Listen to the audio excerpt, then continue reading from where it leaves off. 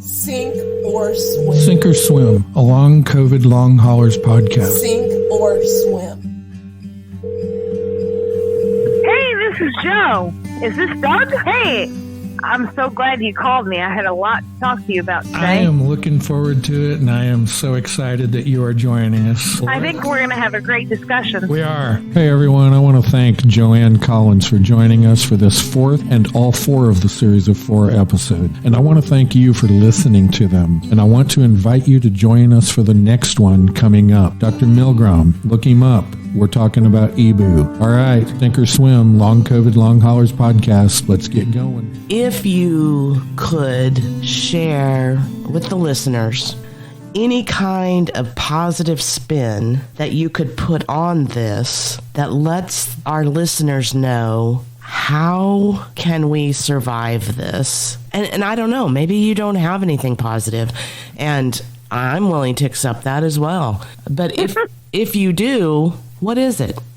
First thing is mindset. People say, I'm in a tough situation. You get yourself into a mindset of, well, I'm in a hole 40 foot deep and I don't have a ladder. I don't know how I'm going to climb out. Well, reach out to somebody. Step one, when you find yourself feeling like you're buried in the negativity and the nothing's going to get better and this is going to be terrible forever and I don't know what to do, reach out to just one friend that can kind of help align you, that can, hey, yep, this is awful and it's terrible, but have you thought about this and have you thought about that? That is helpful. The second thing is, actually, I think this is actually probably the most important thing, is you got to watch how you talk to yourself. Oh. Because when you talk to yourself using negative words, they carry a negative connotation. Molecules and things carry a positive and negative charge. Guess what? The words do also. And so you can say to yourself, oh, I'm such a stupid dumbass. Oh my God, I can't believe I forgot that, or whatever, because maybe you have brain fog from COVID. You can say that to yourself, but you can also say, I am learning how to function differently. And so it's okay that I have to question that again or ask that again or write that down. Hey, have you noticed that Sink or Swim abbreviates to SOS? Well, we are doing SOS interviews, and our next one is Dr. Asher Milgram. We're going to talk about EBU and 5 modalities available to you, me, and all the rest of us. You don't want to miss it, so join us. I like that. You see what I'm saying? Mm-hmm. God, I encounter this so much. In terms of how people talk to themselves. I know I'm diabetic and I should eat Domino's pizza, but damn it, I was really pissed off and I ate this pizza.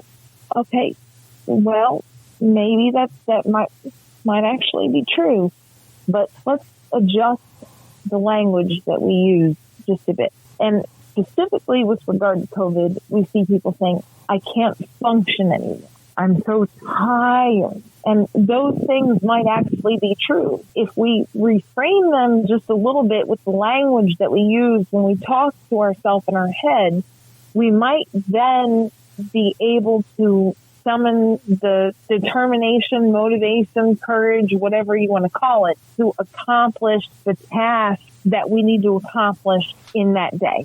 I like that. Let's say you're a musician. I'm a musician. I play violin, viola, trying to practice guitar and sing and all that kind of stuff. And I have days where I'm like, you should get out your instrument and practice. And I say to myself, well, the last time you did that, it sounded stupid and can't keep time. Like I tell myself all this stuff, tell myself, don't even bother busting out the instrument. And I have to say, no, you're learning. Okay. Yeah. All right. You sound like a jerk. Try again. There's a saying, fall down 7 times, get up 8. With this COVID crap, yep, it's going to knock us out sometimes, and we might not know why. We have to still get up. because if we don't, we'll never find the answer. Hey everybody, Staci and I would like to thank you for listening to our podcasts. We want to invite you to follow our podcast show so you know every time one comes out. Please like the episodes and please share them with others. Also, don't forget, Dr. Milgram is coming up. We've got a series of at least 3 or 4 episodes. So join us, follow, like, and share. Thank you again. You know, as I have sat here and listened to you and Doug talk and share your experience, I don't have the experience that the two of you have. As far as I know, I've never had COVID. Now, I don't know if I have. I can't believe that I wouldn't have had it, but if I did have it, it was nothing like what you guys have experienced. And so the thought that I've had go through my head is talking to someone else that's experiencing it. Because even though I am a nurse, I am Doug's wife. I've been his wife for 32, 33 years. I've never seen him sick, ever, except for, we call it the event that happened on December 26, 2019. That's what we call it. And it's never resolved. It's been with us now. It's still present today. He can talk to me and he can tell me and he can describe to me and he can try to use symbolism and examples. And I still don't have the understanding the two of you have. When you were talking about your husband, I was thinking, I know what she's saying. And it's not that he can't talk to me about it because I encourage him to talk to me. But he believes that I can't handle what the severity of what he experiences is. So he doesn't want to share everything with me because he doesn't think I could handle it, because he doesn't know how he can handle it. And so I guess what I'm thinking is support groups. I'm thinking about doing that, almost like a AA group. Yes. Like we're not addicts, we have a problem. Right. Kind of thing. And I wonder if, and maybe they already exist, which I can't imagine that they wouldn't. It's been long enough now. But Doug and I can talk and talk and talk, but I still don't get the gravity of what he says to me at times. I try. I try really hard. I know. I know.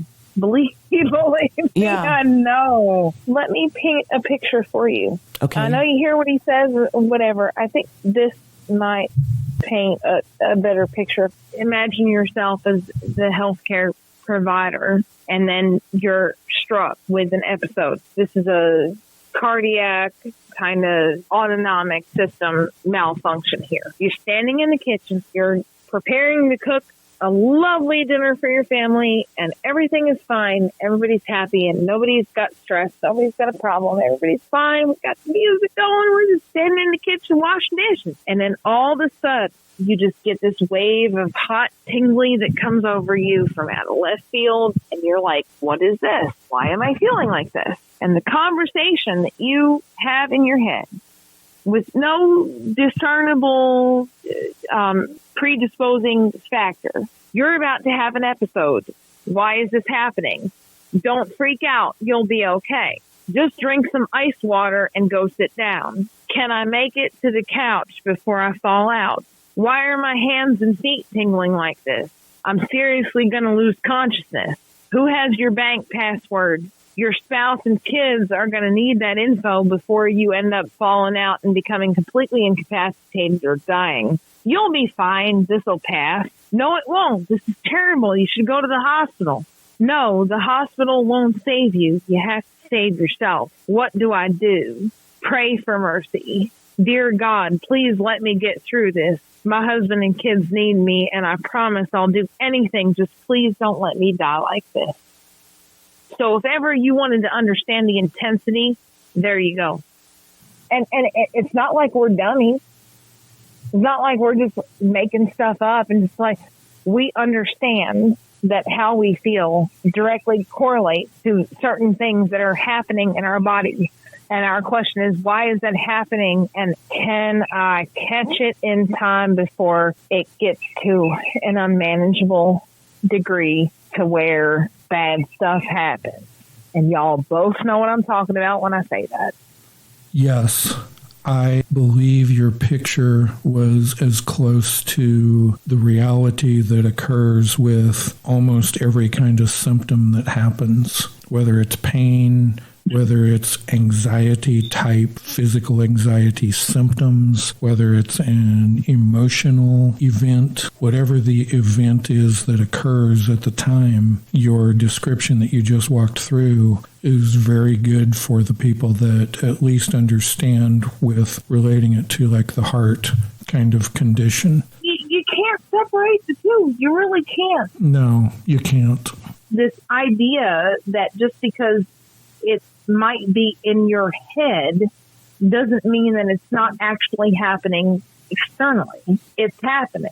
One might facilitate the other. It doesn't matter. It's still happening. What are we going to do for those people? One thing that I've used when I've talked to people, and more so, I guess, with myself, to try to understand what it is that you just got done describing, I have used 52 pickup. When you take cards, a deck of cards, 52 of them in the deck, if each one of those cards represents something that has happened in the past, whether it's a physical injury, whether it's an emotional scar, whether it is anything, actually anything that is a negative thing from the past is one of those cards. So some people may have a deck of 500, some people may have a deck of 100. I know there's very few of us that only have a deck of 52 cards, but your mind seems to take those cards and just throw them all up in the air, and as they land, that's what your body starts to feel and produce that we have to deal with. And eventually they all hit. And sometimes they all hit at once, sometimes only 2 or 3, but eventually we have to deal with all of them. And it's very difficult because it's not normal. Yeah. So I really appreciate, especially there at the end, you hit me right in the heart, and it was very descriptive in the right direction from an understanding. And what I hope people will do is, when we, the ones that have to deal with this battle, hear what you just said, I hope that we will ask, like, I'm fortunate Staci's on here with me. She heard you. I know that she has gained somewhat of a little bit of light as a result of how you just got done talking. And I hope that what people will do is take the different parts and invite their friends and their family. I realize we each do not have 50 or 100 different friends and family that are ever going to understand. That shouldn't be our goal. Our goal should be get a handful of them, 1, 2 of our family, 1, 2 of our friends, somebody that, we know, but maybe brings some professional aspect to it. Those people are who I would like you, the listener, to share what it is that Joanne and Staci and I have gotten done talking about here today. And the process of it, the reason that I also say these to a couple of family members, couple of friends, I wanted to jump in, but I didn't, so I'm going to try to remember exactly how you said it earlier. You've got to go talk to somebody. When you have that mental state that you know you need to pick yourself back up, and you've got to go talk to somebody. One important thing for people to realize is that you need to prepare those 2 people or those 5 people that you're going to be coming and doing that. Because if they don't have a clue you're going to be coming and saying help, then they don't know how to help. And that feels to you, the COVID battler, the COVID warrior, that feels like to you they're failing. They're not failing. Yeah. They just don't have an understanding of what you need. Yeah. Counselors can be that 5th person, but none of us, especially those of us affected to the point that some of us are, we can't afford the weekly counselor. We can't go out and pay the amount of money that it takes. So you've got to have a couple of those friends. You've got to have a couple of that family members that you have sat down with and you have talked about Joanne's 3 M's. World, I know you haven't heard about the 3 M's. Joanne has mouth, movement, and mindset. You want to go back and you want to hear the details on her 3 M's. So jump back after you're done here and listen to episode 1, 2, and 3. It's all important and it's all a lived experience you don't want to miss.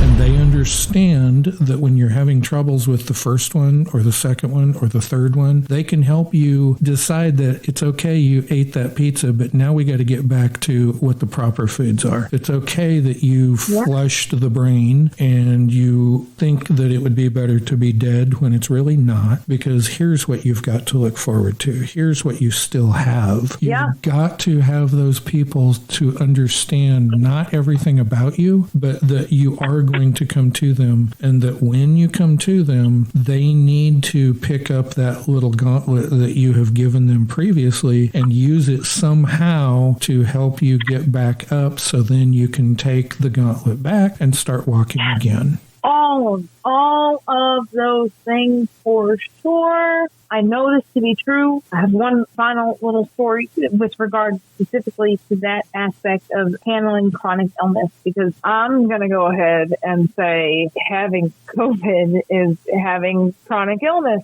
at this point, because we don't know anything different than that. What's happening, what we're seeing, we can't deny that. If we do, we're fools. I think people that struggle with COVID and the long term that goes into that need to have a person in their corner. Just one person says, okay, I know you can't remember what you were supposed to do 5 minutes ago, but let me go ahead and break down the list for you. I'm going to do this first and stay on the phone with you while you do this. Or I'm going to text you, or whatever method of communication it is. I'm going to check on you every couple of days. I agree with you 100% there, and I'm going to repeat a little bit of what you said, and I'm going to do it for the reason of how our minds work, because the listener that is hearing this right now needs to hear this, and they need to hear it in first person. So I'm going to say it in the sense that I am saying it to myself. I am going to find that one person, and I'm going to do it within the next 24 hours. And when I find that person, I'm going to explain to them that it's okay, you do not understand everything that's going on with me. But what I need you to do when I ask for help, and I don't always say help, when I ask for help, you will be there to help me pick that gauntlet back up, pick that baton back up, and at least get me turned back in the right direction to think well, the M for the mindset, to eat well, the M for the meals. And Joanne, tell me the third one. Movement. All of that stuff.